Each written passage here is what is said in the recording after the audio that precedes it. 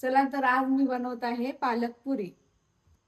आणि त्याच्यासाठी लागणारे साहित्य हे आहे गव्हाचं पीठ, हे आहे बेसन पीठ, हळद, हिंग, मीठ आणि हे पालक बारीक करून घेतले मिक्सर मध्ये. आणि हे आहे हिरवी मिरची, जिरे, लसूण, ओवा हे बारीक करून घेतलंय. आता हे सर्व आपण मिक्स करून घेऊ. आता हे टाकून घेऊ. हळद थोडीशी, हिंग,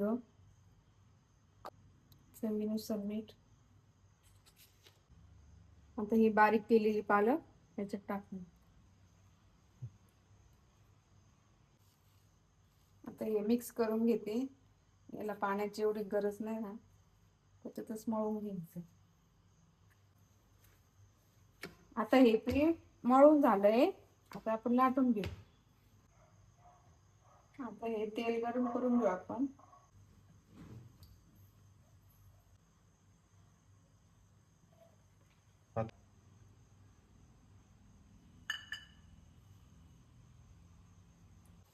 आता ही पुरी तयार झाली आहे. हे पहा आता मग छान फुगलेलं आहे, कुरकुरीत पण झाले. हे पण वाफ किती छान आहे. छान झालं.